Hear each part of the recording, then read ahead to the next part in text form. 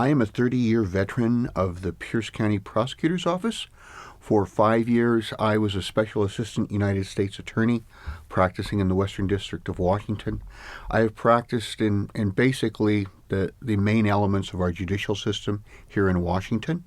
It started on the Pine Ridge Indian Reservation, one of the poorest communities in the nation, a community fraught with alcoholism, drug abuse, poverty, and many other ills.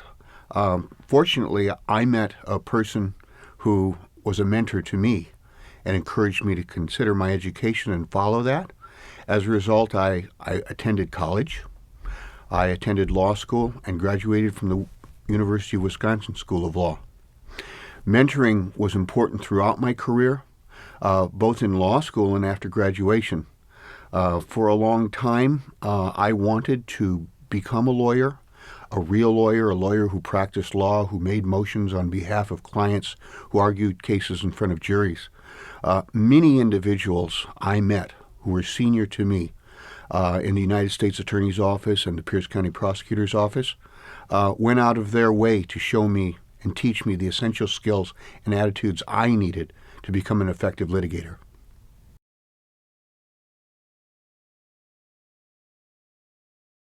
The primary thing that made the relationship successful for me, not only with the first mentor, but all the other mentors that followed, that helped me become a lawyer and become a successful trial attorney, was their belief in me, their belief that I could accomplish what I set out to do and that I could be an effective participant in society and lawyer.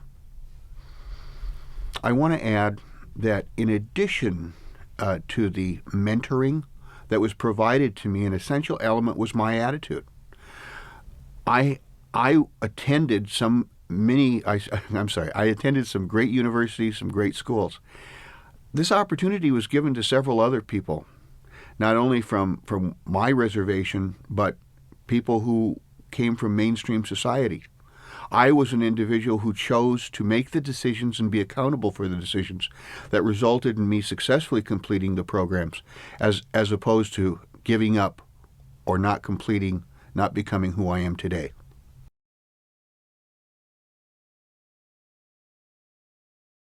Do two things. There is a common ground between the mentor and the mentee of things that they see, they mutually recognize, that they mutually see as goals which can be accomplished. And in addition to believing in the mentee, the mentor providing a solid basis of truth and giving the mentee the skills and knowledge, the background knowledge that the mentee needs to accomplish the mentee's goals are essential.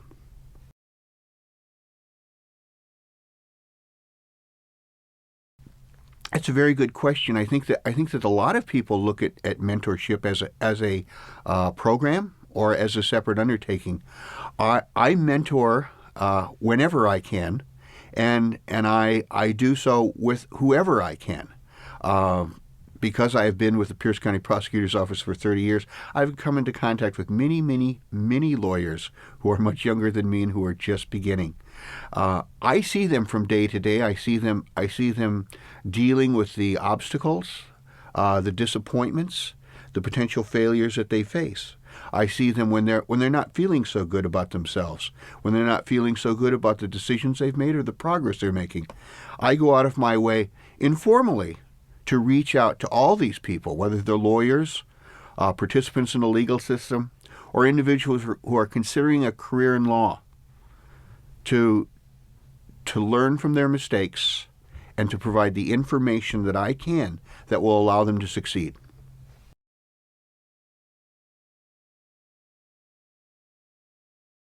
Listening is where not only it starts for the mentor, but it starts for the mentee.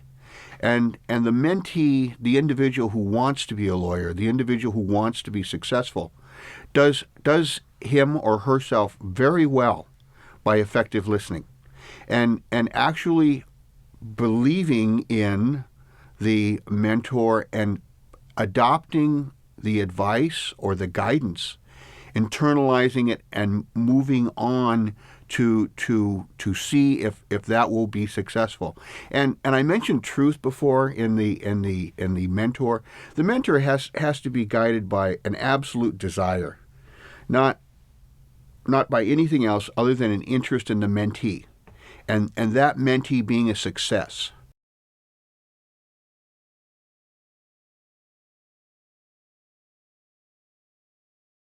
We simply can't have confidence in our legal system if it's not comprised by individuals from all walks of life. And mentorship is essential in order to make that take place. That is to say that we can all be in the same room, but if we're not talking, if we're not exchanging knowledge, if we're not exchanging the benefits of our experience, then really we're only in the same room. And we as a people cannot afford, in this time or any other time, to have the failures that we have had in the past, where people are not participating fully in our system and making it credible.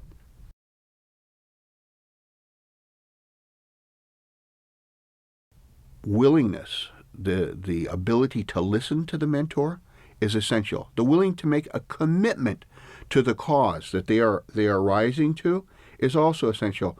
But even more significant than those two, or just as essential, I should say, is the ability of the mentee to simply continue, to look past adversity. If the mentee is attempting to do something that no one has ever accomplished before in his or her family, then the mentee can't expect immediate success.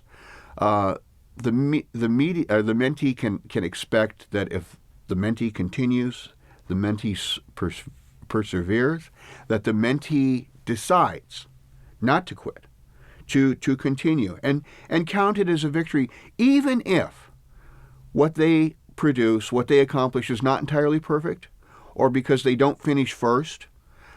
That should still be counted as a success in the mentee's mind, and that should also be considered as a success by the mentor. The fact that you don't have a lifelong relationship with the mentee or the mentor doesn't necessarily mean that information wasn't exchanged, and that the mentee didn't learn, and that the mentee didn't make accomplishments.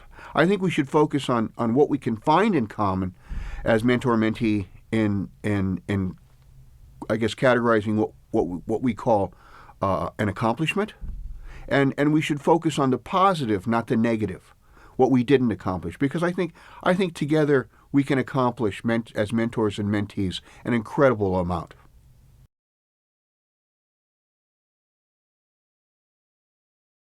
I don't think that there's such a thing as a mentor and a mentee not being a good match.